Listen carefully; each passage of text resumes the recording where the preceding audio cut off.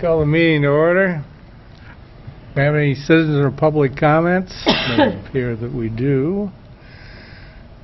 Okay, welcome everybody. Consideration of approval of the agenda. So moved, Your Honor. Second. Clerk will call the roll. Starr. Aye. Yeager. Aye. Friesman. Aye. Hammond. Aye. Malero. Aye. Agenda is approved as submitted. Consideration of approval of the minutes of the April 24, May 30, and May 31 meetings. Discussion. So move. Second. Clerk will call the roll. Yeager. Aye. Friesman. Aye. Hammond. Aye. Malero. Aye. Starr. Aye. The minutes of the April 24, May 30, and May 31 meetings are approved. Consideration of approval of the consent calendar. Are there any questions regarding the consent calendar? So moved. Second. Clerk will call the roll. Friesman. Aye. Hammond. Aye. Malero. Aye. Starr. Aye. Yeager. Aye. Consent calendar is approved as submitted. Business of the mayor. Just a reminder, I think I have most of your evaluation sheets. Anybody who doesn't have them, we do need them because I have to assemble the results in the next few days. So I think that should cover that. Business of the mayor otherwise. The library board comes up for its the only commission that comes up for appointment during the middle of the summer, and that's what's happening here. Two folks are not going to continue. Jan Davis and Rob Pittman. Doesn't say it here, but Angel McKenzie is going to continue.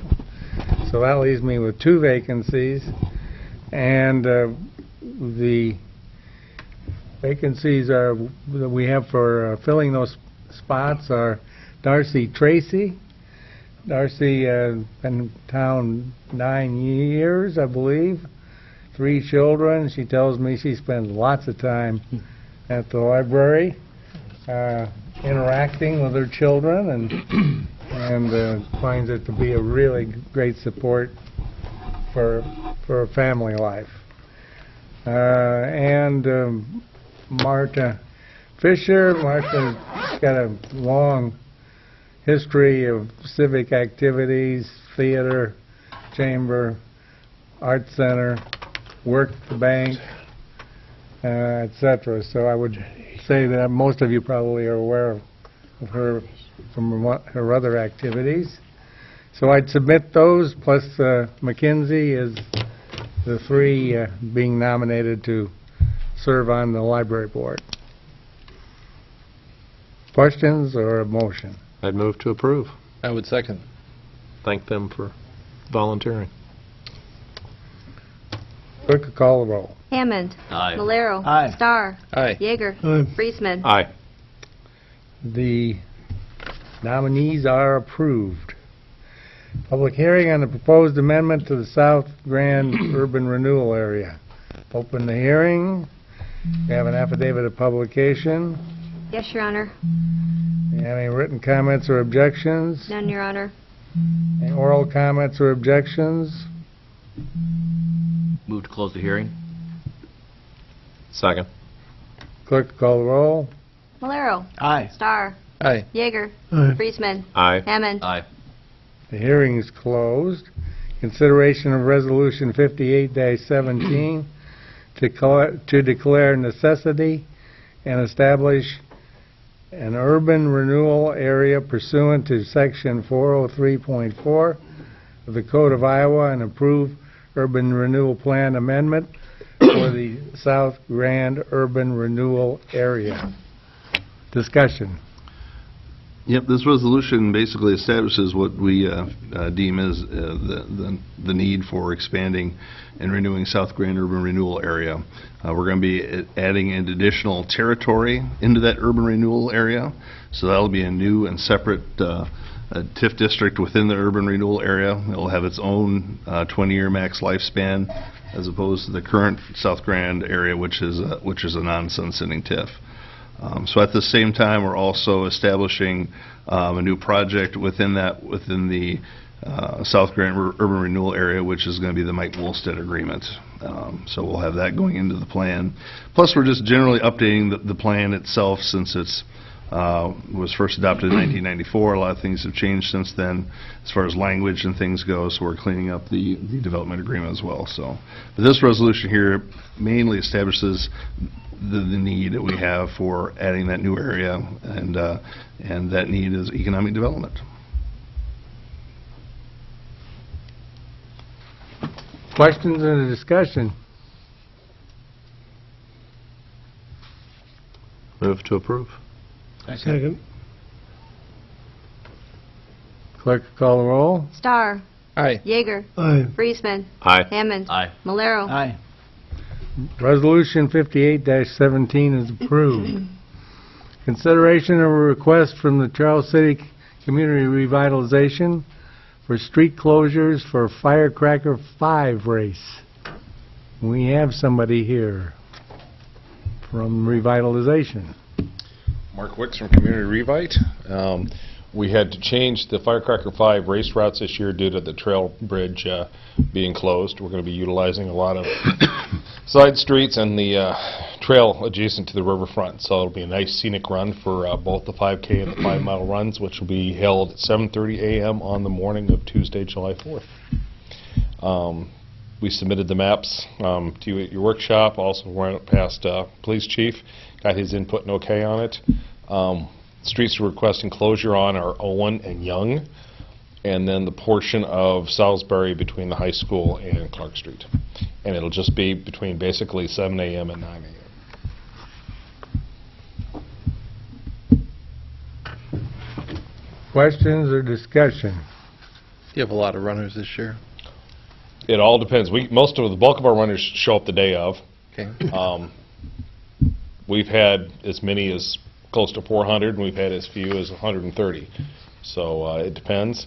This being in the middle of the week, it's kind of uncertainty because it's a work day before and after. But people like the fact they have a choice between the 5K and the 5 mile, and there's not a lot of races going on July 4th. So we get a lot of people visiting, take part in it. But early registrations are always slow for this. Typically, we'll sign up about 100 people the day of the race. I would so move. Second. Any further discussion? Clerk will call the roll. Yeager. Aye. Friesman. Aye. Hammond. Aye. Malero. Aye. Star. Aye. The Thank you. request is granted. First reading of ordinance 1105, providing for the division of taxes levied on a taxable property in the June 2017 South Grand Urban Renewal Area addition pursuant to Section 403.19 of the Code of Iowa. Discussion. Well, we've established the need. Now we're going to be actually effectively changing the ordinance in the actual South Grand Urban Renewal Area. So this will be the first reading of the ordinance that makes those changes to the plan. Planning and Zoning reviewed the territory addition that we recently talked about, the new area for South Grand, and their comment was they were very supportive of the new expansion. And that area basically runs from the current South Grand Urban Renewal Area, which is along South Grand right by the Charlie Western Trail, and goes about 2 blocks either way, all the way north up that corridor until it comes up to Branningham. Basically what we wanted to do is we wanted to get all the commercial property in there that we could, and so that's basically the shape that you see in the map, which is on that second page. Secondly, when you amend your plan, anything you spend urban renewal tax dollars on has to be in your urban renewal plan. And so we're going to be including the Mike Molstead expansion project into the plan, so that's in there and will then qualify. And once again, we're cleaning up the plan in general, so we're going to be reestablishing that. But this would be the first reading to put that into effect. Further discussion? What's the biggest change in this, Steve, from the old plan? The biggest change is really just that addition of territory. I mean, I guess that's the biggest change. We're effectively increasing the footprint of South Grand. There's no proposed project for that area yet, but this is all just being planned to be ahead of anything that would possibly come in out there. As far as the plan itself, it does help clarify the use of the tax increment financing dollars. Whereas before it was a little unclear if we could use it for anything other than infrastructure. This plan clearly states that we can. We can use it for an economic development incentive or other means. Something we could do before, it just didn't read that way, at least not very well. I was going to say that was kind of the problem before. As far as we understood it, it was not to be used for those other purposes. Now it's been clarified that we can use it for those purposes. So. Yep, that's correct. So now moving forward into the future, it'll be a lot easier for everybody to see what we can and can't do. Okay. I'd so move. Second. Clerk, call the roll. Reisman. Aye. Hammond. Aye. Malero. Aye. Starr. Aye. Yeager. Aye. And first reading is approved. We'll have the first reading. Ordinance number 1105, and ordinance providing for the division of taxes levied on taxable property in the June 2017 South Grand Urban Renewal Area Addition pursuant to Section 403.19 of the Code of Iowa. Thank you. Consideration of Resolution 59-17, setting a date of hearing at which it is proposed to approve a development agreement with Mike Molstead Motors, Inc., including annual appropriation tax increment payments in an amount not to exceed $100,000. Discussion. Yeah, the development agreement we have with Mike Molstead is for them to make expansion on their property. They're adding about 9 bays. They're adding 5 jobs at $16 an hour. That calculates through our matrix to be a 5-year rebate at 82%. And based on the tax estimations minus debt service, which we'd be able to rebate, comes to about $14,884 a year. And that's $74,420 over 5. And so we set it at an amount not to exceed of 100, so we make sure we have room in that camp there. Everything we talked about the other night is I guess is the same with the agreement, with the exception of the provision to have the job requirement. And while that's not shown on your copy that you have here, I did receive in here about 15 minutes ago an email from the bond attorney, Dorsey and Whitney, that has that language in the agreement. And I'll just read that section here for you so you can see how that reads. The company hereby agrees to establish and maintain a workforce of not less than 5 employment positions, each at a wage level not less than $16 per hour, in connection with the company's business operations on the property. The company agrees to demonstrate to the satisfaction of this Charles City Area Development Corporation by no later than October 15th of each year, commencing October 15th, 2017. The number of employees hired and the number of employment positions being maintained by the company in connection with the company's business operations on the property. Charles City Area Development Corporation will communicate and detailed to the city and all failures by the company to comply with the workforce requirement. Any such failure will give the city right to withhold any or all payments, as defined in Section B below. To the extent that the company is able to demonstrate that it has subsequently resumed compliance with the workforce requirement, the city may, at its discretion, resume funding of the payments. So I think we got the language in there that we were hoping for that ties it to the jobs. Has the review done by ADC and they will be reporting that to us on an annual basis prior to our rebate, which would be coming out in December and then June of each year. So I realize we're just setting public hearing tonight, but, I mean, we do have the updated version of this with that language in there. Further questions or discussion? And that's 5 additional jobs to what we have at this point. Correct.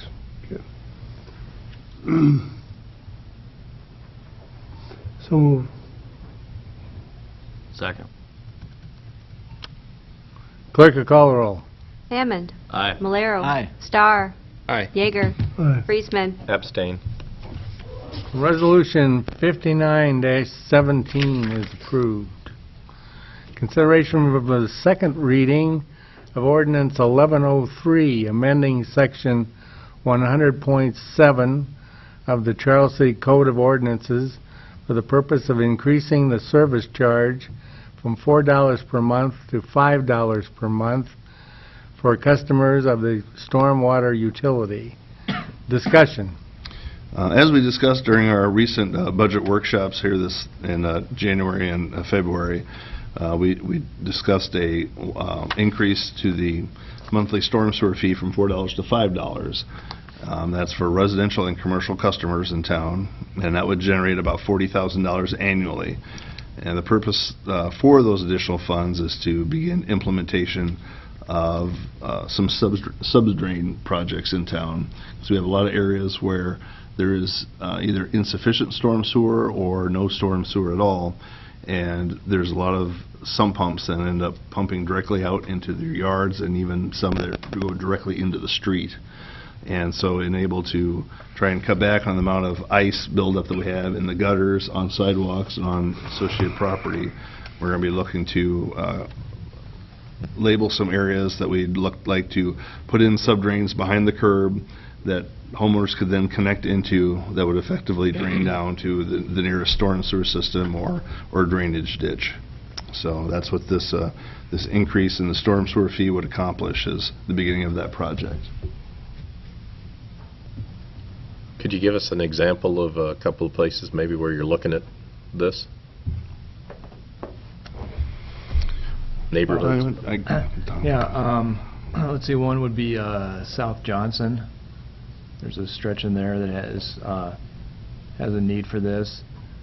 Also another option up on North Main.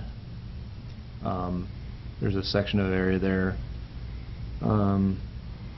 Let's see, there's another section on 6th Street by Cedar, that area. There's Okay. I just small areas think, around it. trying to think where, Yeah. where we're There's some looking spots at. on 2nd Avenue. I know as you go up 2nd Avenue towards Ellis Drive where there's a couple sump pumps that go right out in the street. Okay. And the Postal Service has complained about it for several years, that Okay. it's an issue, so. Okay. Yeah, I just try to think where we're looking at doing this, so appreciate the ideas. I think it's safe to say they're all over town. Sure, sure. It's just kind of one of those things that, we don't really know. We're not actually on the street seeing it to where if it's known if it's actually a problem or not. But you guys have seen it and have an idea that we're not just creating something where there really isn't a problem at all. So it's good to know that we're addressing that. Are we, And the overall lifespan of streets, freeze and thaw, and, with water being on it, anytime you can keep that off is a plus. I know we've talked before about the problems of sump pumps that dump into the sanitary sewer, inside the house. Are we still pursuing some plan to try and remedy some of those as well? Yeah, I mean, this could be a way to help facilitate that as well. If somebody is connected into the sanitary sewer and we force the disconnection, there would be, conceivably a subdrain that they could then connect into rather than dumping on the street. So it might, we might be able to prevent more of those cases if, as we run into cross connections that go into the sanitary sewer that shouldn't. So this kind of goes hand in hand with that as well. Further discussion. I'd so move the second reading. Second. Clerk will call the roll. Malero. Aye. Star. Aye. Yeager. Aye. Friesman. Aye. Hammond. Aye. The second reading is approved. We'll have the second reading. Ordinance number 1103, an ordinance amending section 100.7 of the Charles City Code of Ordinances for the purpose of increasing the service charge from $4 per month to $5 per month for customers of the stormwater utility. Thank you. Consideration of Resolution 60-17, setting public hearing and letting for First Avenue Sidewalk Extension Project. Discussion. Well, this resolution approves the preliminary plans and specifications for the First Avenue Sidewalk Extension Project. It also sets July 13th as the bid letting date and July 17th for the hearing date on the plan specifications in the project.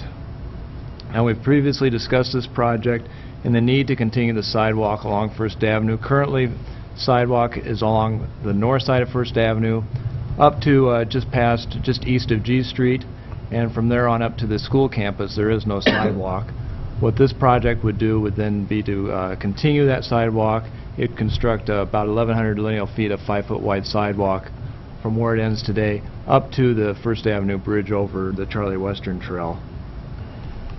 So we'd recommend approval of Resolution 60-17, setting the letting and hearing dates and authorizing the city clerk to publish the public notice.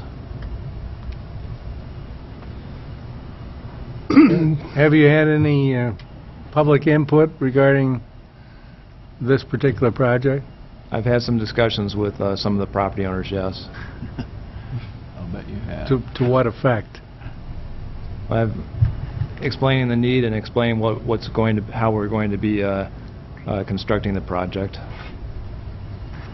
And I think, more specifically, I think we've had at least 2 homeowners of the 12 that are along there that have expressed maybe some concern about installing it, either feeling it was either not needed or was taking up too much of the front yard. But I think that the vast majority see the need for it and are supportive. I mean, aside from those 2 comments, those are the only ones I've heard from.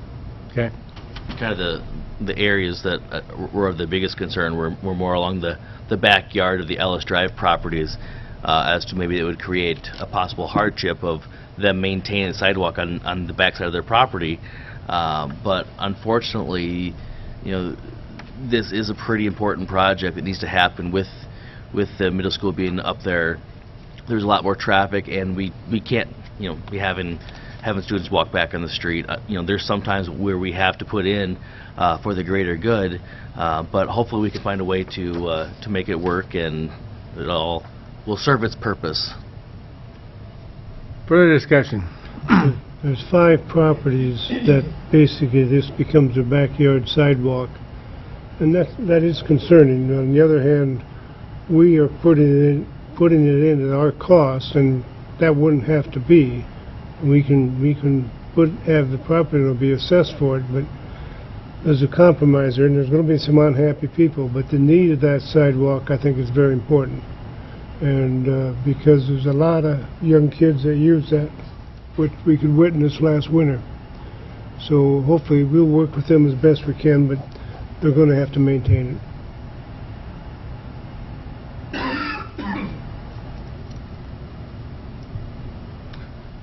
Discussion or a motion? I'd so move. Second. Clerk, call the roll. Star. Aye. Yeager. Aye. Friesman. Aye. Hammond. Aye. Malero. Aye. Resolution 60-17 is approved. Consideration of Resolution 61-17, approving truck purpose. Discussion. Yep, this new fiscal year coming up here is we've budgeted for a new dump truck for the streets department, and we put specifications together, and we ultimately received 5 bids from 5 different suppliers. The high bid, I believe, was about $134,000.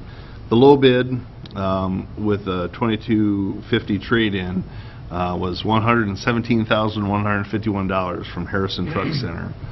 And so that's the low bid. It meets all the specs and everything that Dirk called out. And so we would like to recommend the purchase of this truck with trade-in of the 1994 dump truck. Discussion? So move. Second. Clerk will call the roll. Yeager. Aye. Friesman. Aye. Hammond. Aye. Malero. Aye. Star. Aye. Resolution 61-17 is approved. Consideration Resolution 62-17, setting salaries for non-bargaining unit employees for fiscal year 2018. Discussion. Fiscal year 18 is the third and final year of our current union contract, and that has a budgeted 2.75% increase. During this last budget season, we discussed implementing the 2.75 increase for non-union and non-bargaining members, which is typically our practice. So across the board, we're seeing a 2.75% increase. There are some exceptions. On top of that 2.75, we've got the following. We've got Chris Goodhart, an additional $1 per hour. Virginia Titus, an additional $1 per hour. Paul Hughes, changing him to the building official position, which effectively adds $3.61 per hour. Steve Lindeman, $520 in annual salary added, and John Fallis, an additional $1,500 in annual salary.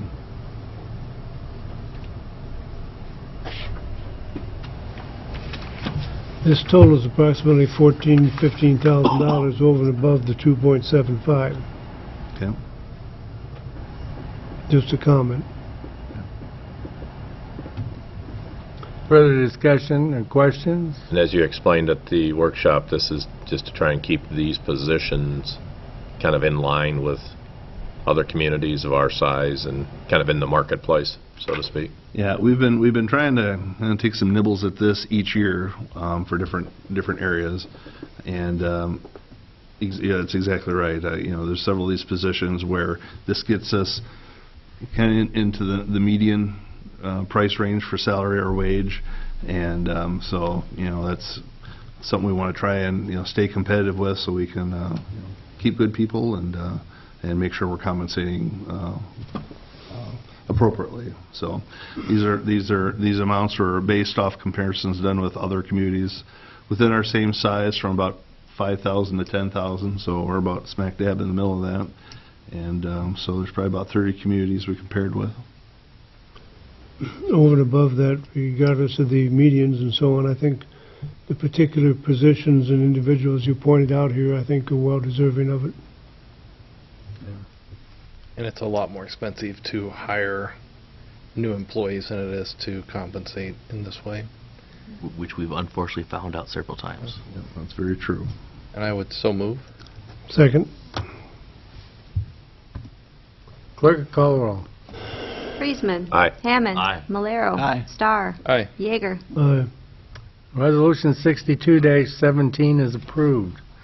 Consideration of Resolution 63-17, approving facade application from Saxony. Discussion.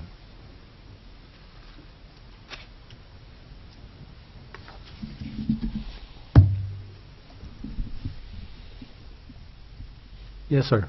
Well, I'm just happy to answer any questions regarding the project.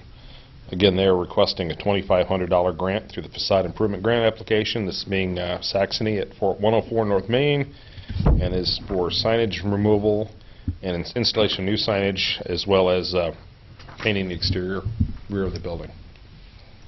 As far as the facade grant goes, this one seems to fit to a T with this program. Is that your understanding? Mm-hmm. Yeah.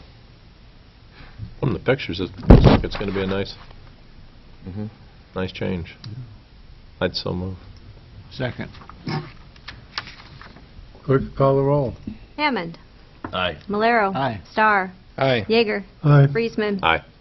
Resolution 63-17 is approved. Consideration of Resolution 64-17, approving facade application from Snap Fitness. Discussion. This is one we discussed at the workshop, that you requested a further breakdown of the costs and clarification of what fit under the facade improvement criteria. You should have received that this morning. Yep, We'll give you sitting a in copy front of of them it. at the meeting. Mhm. We removed anything that was on the roof.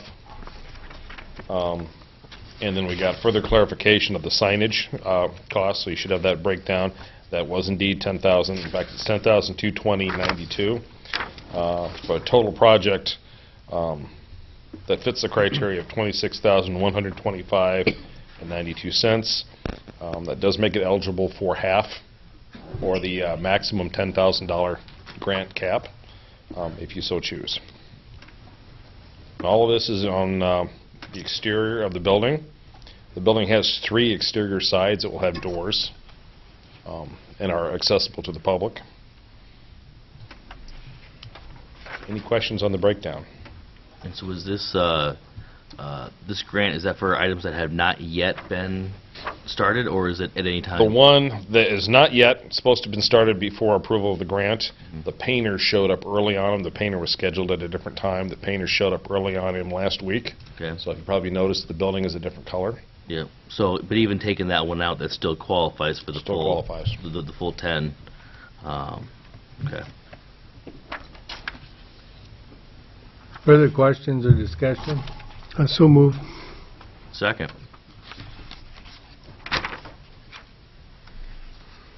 Clerk will call the roll. Malero. Aye. Starr. Aye. Yeager. Aye. Friesman. Aye. Hammond. Aye. Resolution 64-17 is approved and submitted.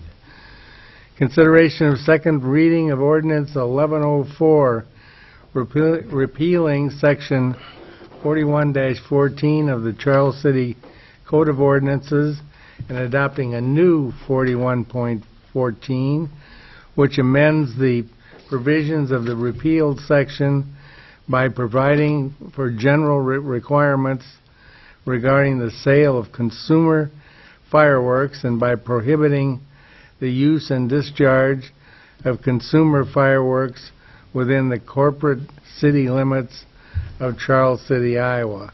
Discussion. So basically what we're looking at is we're updating our city code to reflect the recent changes in state law that was passed by the state legislature this last spring. Our code prohibits the use of fireworks, and this new ordinance will do the same.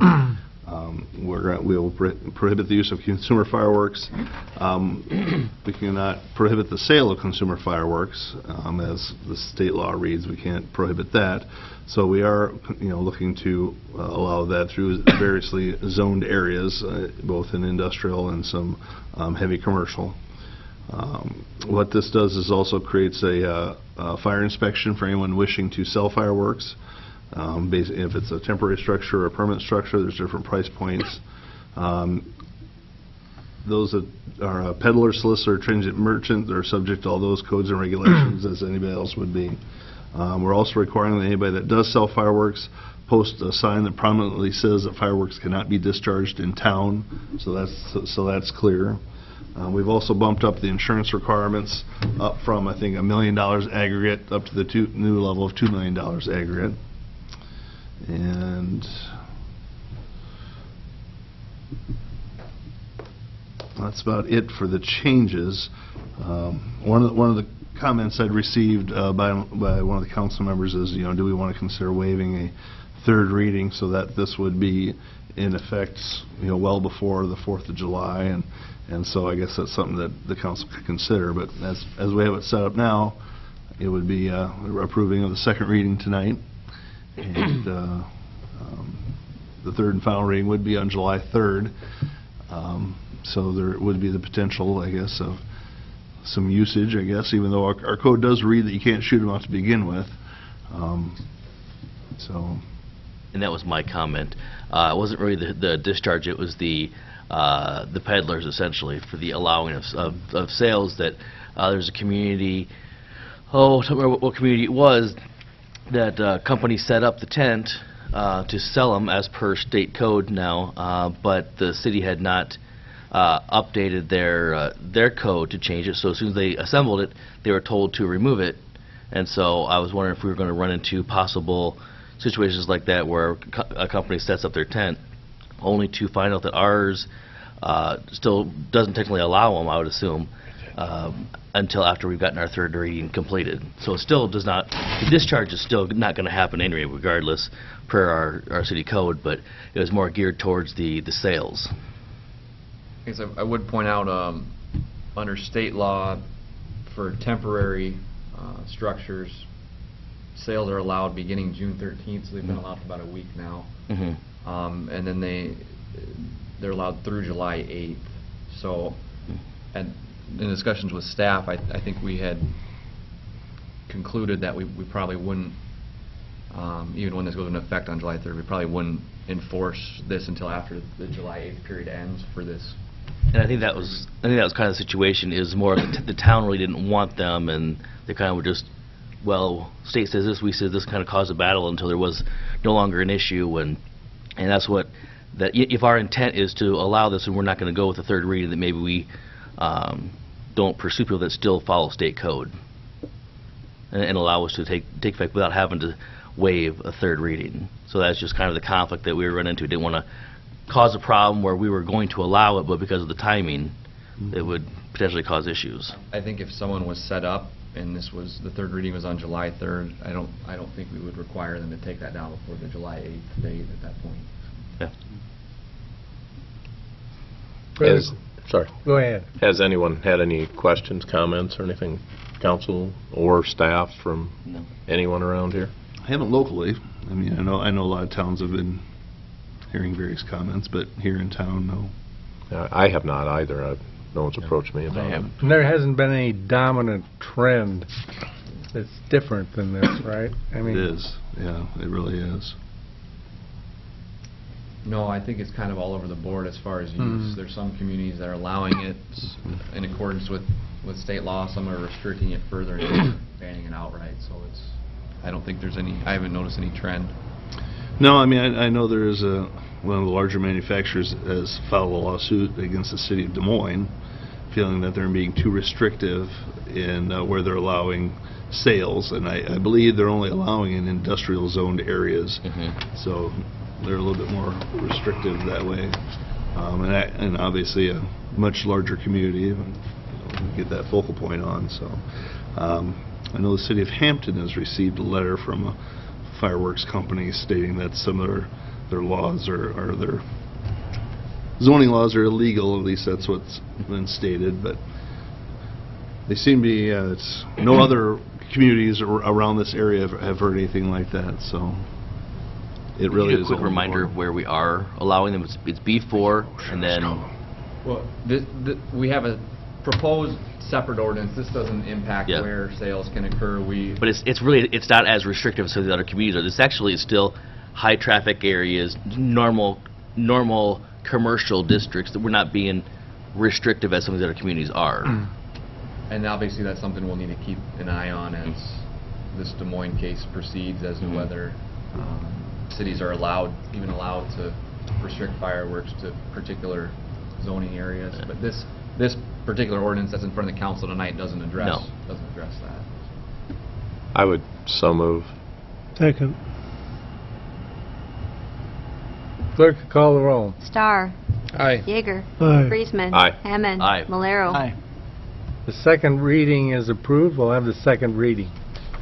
Ordinance number 1104, an ordinance repealing section 41.14 of the Charles City Code of Ordinances and adopting a new section 41.14 which amends the provisions of the repealed section by providing for general requirements regarding the sale of consumer fireworks and by prohibiting the use and discharge of consumer fireworks within the corporate city limits of Charles City, Iowa. Thank you. Consideration of Resolution 65-17, approving contract with Lookout Point for fiber to the home feasibility study. Discussion. This is the agreement between the city and Lookout Point for working on our final piece of our feasibility study on the fiber to the home project for taking fiber to the home. The agreement looks fine. The only thing that we brought up the other night during workshop was the language on proprietary information, and I forwarded everybody an email from Eric Lamplin from Lookout Point, and he could see where we were kind of making an interpretation on the deliverables and what might be proprietary information. I don't know if anybody really had a chance to read it, but I feel better about it. I mean, really, the emphasis behind that section is to they have to enter into non-disclosure agreements with other companies, and so they're not going to be obligated to share that information, and they need to be able to protect that. So. And Eric has reassured that any and all information they're going to produce through this whole thing, we're going to have access to, and they're going to do what they can to satisfy us. So, I guess I'm pretty happy with the way the contract reads, and I think we should go ahead with approving it. Yeah, my initial read was that anything and everything they did was theirs, and we got nothing out of it other than the end result. And after seeing the email, it sounds like everything other than those proprietary things that they pointed out in his email was going to be more of a restricted nature, which I can understand. So makes more sense. Yeah. The only thing that I've noticed is, which pertains to this indirectly, is the Osage project has broken ground for moving forward. We're Yes. there. The governor was there before she came to Parkside. Mm-hmm. So, Yeah, and that's good news. That's Yeah. good news, because we'll be able to possibly partner with that, and I'll come out winners on that deal. I would so move. Second. clerk, call the roll. Yeager. Aye. Friesman. Aye. Hammond. Aye. Malero. Aye. Starr. Aye. Resolution 65-17 is approved. Consideration of Resolution 66-17, accepting 2016 miscellaneous sidewalk project and approving final payment. Discussion. Well, DeBose Concrete, they've completed the construction of the 2016 miscellaneous sidewalks project. This project improved accessibility at 2 locations. And now, the Americans with Disability Act, the ADA, does require the city to improve accessibility and remove obstacles where they do occur in our sidewalk system. The first location was at the northwest corner of North Jackson and Kelly Streets. At this corner, the city had to remove and replace an existing fire hydrant. And what we did at this location, we replaced both approaches to Kelly Street and North Jackson with a pedestrian curb ramp. Additional sidewalk had to be replaced in order we could put in the sidewalk and not exceed the allowable slope that's required at curb ramps. The second location, that occurred just on the other side of the river here at the pedestrian bridge, in that area between South Cedar Terrace and Quickstar. In that area there was sidewalk there along Quickstar, and there was a set of stairs that went down to the South Cedar Terrace area. We took out those stairs, put in a sidewalk ramp so that there's accessibility between South Cedar Terrace and Quickstar Courthouse area. Now, the project was completed at a total cost of $17,342.81. This is a little higher than the original bid at $15,635.45. We had to replace the additional sidewalk there at South Cedar Terrace in order to minimize the slope between the 2 areas. So we'd recommend approval of Resolution 66-17, accepting the 2016 miscellaneous sidewalks project and authorizing final payment to DeBose Concrete. Further discussion.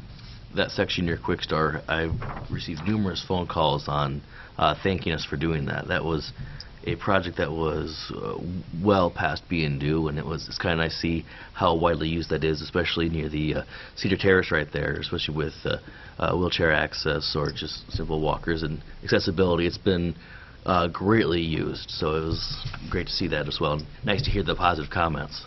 Great. And it looks great. I actually saw it for the first time this weekend during the Whitewater event. I went Yeah. over there, and it's like, I mean, aside from the fresh-looking concrete, I mean, it looks like it's been there for years that way, so much better. I'd so move. Second. Clerk will call the roll. Friesman. Aye. Hammond. Aye. Malero. Aye. Star. Aye. Yeager. Aye. Resolution 66-17 is approved. Consideration of Resolution 67-17, approving contract and bond for 2016 Victory Park Improvement Project. Discussion.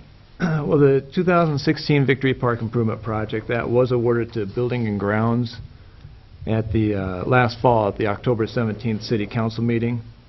Their total bid was $72,932, which was exceeded the budget. So we worked with Jeff Alber prior to the award and reducing some of the scope of the project, and the actual award amount for the project is $54,089. Now, no work was started last year because it was late in the season. We anticipated the work to get started this year. So I would recommend approval of Resolution 67-17, approving Building and Grounds contract and performance and maintenance bond for the 2016 Victory Park Improvement Project. Discussion. Does any of this surround the ceremony they're going to have there on July 1st or whatever it is? Now, this is the site work around the new sculpture, yes. I'd so move. Second. Clerk will call the roll. Hammond. Aye. Malero. Aye. Star. Aye. Yeager. Aye. Friesman. Aye. Resolution 67-17 is approved. Miscellaneous correspondence, None, Your Honor. City Attorney's report, None, Your Honor. City Clerk's report. June 26th, we will have a planning session at 6 o'clock. And just a reminder that City Hall will be closed on July 4th for the 4th of July holiday. I don't know why. Okay. City Administrator's report. Speaking of June 26th, we might have to do some restructuring here, because June 26th, I know Keith's going to be absent, he's going to be on vacation, but Brad is also going to be absent, and Ralph is going to be absent. Ralph who? What's that? Ralph who? King Ralph. He's getting coronated as district governor that night at the Rotary banquet. And I also probably should be in attendance at the Rotary banquet as well if I could. But given we have all these absences and we're going to be doing reviews that night, I wonder if it wouldn't be a good idea to postpone that maybe till that next workshop in July. Or how we wanted to do that, because I know we usually We're doing have Ralph. reviews, well, we postpone it till November or December. As you wish. But That would be fine. I think if we're doing reviews, we need to have 5 councilmen there. You can back up the salary adjustments, right? Correct. So you're talking July 12th, this next planning session? that would sound Excuse, 14th? Was it 12th? Well, you In wouldn't July. have to go to the planning session, right? No, but I don't know that we want to do it July 3rd, though, either. Maybe we do. I don't know. Doesn't matter to me, I guess. What's happening in the park on July 3rd? a lot of stuff. What about the 28th? June? Yeah. Well, that's not when we normally. No. I'm going to be in Keith, New you're Orleans. I'm probably going to be still in New going to be Orleans. gone, right? Oh, That's what I'm down there well, for that water then conference. we all have to meet in New Orleans. Yes, all right, there you go. If we have to. Yeah. There's no reason we can't push it to the 12th. I guess that's what you're shooting for that first planning session. That'd be the next one. It would be the Wednesday the 12th. Would that work for everybody? No, that won't work for me. Maybe we should just shoot an email around and see what works, or What about the 10th, Keith? Or Steve? The mayor will have 9 o'clock that night. So. No, I won't. What about the 17th then? The 10th might work for you, because they don't have anything in July. Oh. 17th works for... just put me down for what you guys decide. About the 10th. They've been throwing that out here, Steve. Yeah, I don't have a, No, he doesn't have it Yeah, that oh, night. that's right, Ted. I don't have my calendar. I don't have a conflict because of the way NICOG's Oh. schedule works. That's a noon meeting. No? Yeah, the 10th, we could do the 10th, do reviews on the 10th if you'd like. I think I'm gone the 10th. I have to look at my This is calendar. a planning session or a regular meeting? There's no meeting. It would be a planning session. Planning session. Right? There's no meeting on the 10th. No, I mean, we're not requesting a regular meeting, it's just a planning session. The question, the issue is, as part of your evaluation, do you come out and expect some kind of action to take place right afterward? Because then you've got to connect it up with a regular meeting. It would be a special meeting is what it would be, but Yeah. would we also have our planning session that night, is what I was wondering. Just do the planning session on the 10th and... The night of the 10th would be a planning session, then we have a special meeting for the For review. evals, correct. And we give it 5 minutes. Let's see if the 10th works that way. Dan thinks he might be going. I'll come in the morning and see. I'll have my calendar then. I can't remember exactly what days, but I don't like to look down. Okay. Why don't you send an email, Steve, and let everyone respond, and we'll figure it out from there. Okay. Try for the 10th. Yeah. Anything else from the city administrator? Just to mention Parkside tour with the governor on Friday was really nice. They got here, we gave them a good tour of the projects. They were very impressed. They got to hear directly from a homeowner, the benefits and how that's all worked out. Dean Stewart did a nice job explaining the project and their involvement with it. And we talked about the permeable pavers. And she was very impressed to hear that we had 29 blocks of permeable pavers in town, so that was a good visit. That was really nice. This Wednesday, we'll be having a conference call with the SRF people associated with the sponsored projects. So since we're looking to do it, about 2 to 3 sponsored projects, have to figure out how to make that happen. And we're going to be looking at making a September application. So we need to have our sponsored project phone call in here before July, so we're going to be doing that Wednesday. Other than that, that's all I have for tonight. Will you be having a McQuillan meeting in the next week or two? Tomorrow, meeting with McQuillan tomorrow. Well, I'd just like to request that if maybe they could remove the weeds before Ragbri, particularly those that are 2 feet or higher, would be good. I was talking to the on-site project manager today, and he was saying that that they're moving forward with getting that sidewalk lined up, and so that it's every intent that that's going to be in, if nothing else, by Ragbri time. So Okay, good. Be nice. Clock tower, we talked about maybe this week. That's looking probably closer to next week. Or August. We're all getting tired. But it's coordination with the crane company, so that's encouraging. So that means it might be happening there. So Is there that's all I have. any further development up at Simply Essentials as far as their force main and things like that? Is that stuff all That's working now? or- It's not working yet. It sounds like there's movement towards resolution, but I haven't seen any contractors on site. Okay. And I know a week or so ago there were some problems with some odors around town, and have those all been resolved They have. satisfactorily? They have, for the most part. It did kind of kick up again today, and it's for a similar reason. At that time, it was just a matter of a rendering truck being parked over there that hadn't been picked up and hauled away. And so that was starting to happen again a bit today. We had some spillage issues again today. So it's still a work in progress. But for the most part, the bad smell was due to rendering products sitting there, not because of processing. Okay. So, and that, the resolution for that, for what we came up with our last meeting with them, was that, they're going to allow a maximum sit time of 2 hours on any type of rendering product before I had to be out of here. And I don't know if one got missed or what happened, but there was one that was starting to get kind of bad today. And So is this something we should throw on a workshop and at least discuss? probably wouldn't be a bad idea. Okay. It wouldn't be a bad idea at all. I didn't I think we should. I didn't catch your first question, but the progress on getting that sewer line open to D Street is that, It's on hold.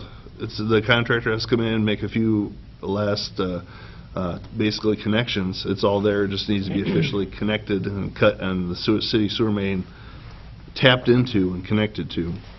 And then I think it's got, all the electrical is ready to go there. It's just a matter of getting them in to make that final tap and give it the thumbs up, and then that can be on and operating. Contractors, again, clear okay to go ahead and do that financially? That's what I'm told, but until I see them on site, All right, I understand. And the other part of it too is scheduling. This is a very busy time for that crew and that work, so that's what they've been trying to work on for the last couple weeks at least now, is figuring out a time of when they could actually be here on site to do the work. Good.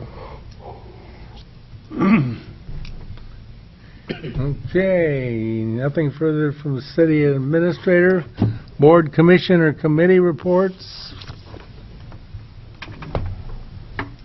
Hearing none, is there a motion to adjourn? So move, Your Honor. Second. Good. All those in favor signify by saying aye. Aye. Aye. Those opposed, we're adjourned. I've got you. Oh, my God. How can I miss all that? Hold on, hold on. I want to just shut it down. Wait, hold on. You want it goes Hold away. on. There you go, now you can shut it. I leave Friday. Well done. I come back a week. There's an early deadline. Whatever those